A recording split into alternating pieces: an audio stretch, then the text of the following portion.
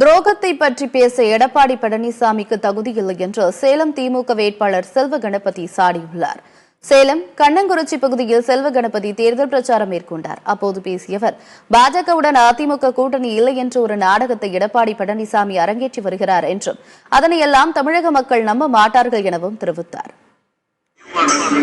10 ஆண்டு காலமாக இந்த கூட்டத்திற்கு துணை போன கூட்டம் தான் தமிழ்நாட்டில் இருக்கிற கருங்காலி கூட்டம், கொத்தடிமை அதிமுக பழனிசாமியின் கூட்டம் என்பதை நாம் நன்றாக உணர்ந்திருக்கிறோம். நண்பர்களே, இத்தனை கொடுமைகளையும் கைகட்டி வாய்ப்பைத்து சேவகம் செய்து கொண்டு அவர்களுக்கு சாமரம் வீட்டிக் கொண்டிருந்த கட்சி அதிமுக கட்சி.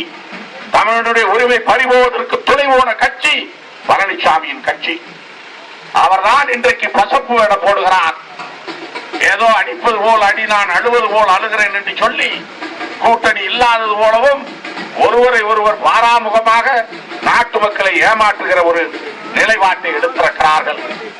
அவருடைய குணாதிசயமே யார் ஏணியாக பயன்படுகிறார்களோ அவர்களை எட்டி உதப்பார். அது முத்துசாமி அல்ல, இங்கே இருக்கிற முன்னாள் நாடாளுமன்ற உறுப்பினர் அர்ஜுனன் அல்ல, அவருக்கு சட்டமன்ற சீட்டு கொடுத்தவரும் அவர்தான். அவரையும் குத்தினார். வழக்கிலே இருந்து காப்பாற்றியவர் முத்துசாமி, அவரையும் முதுகிலே குத்தினார். அவரை பொத்தி பொத்தி பாதுகாத்து வளர்த்தவர் அந்த கட்சியில் இருக்கிற செங்கோட்டையன், அவரையும் முதுகிலே குத்திய பழனிசாமி. இறுதியாக குத்தினார் ஒருவரை.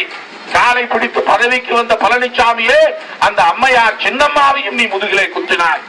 உன்னை நம்பி வந்தாரே ஓபிஎஸ், அவரையும் முதுகிலே குத்தினாய். அவருக்கும் துரோகம் செய்தார்.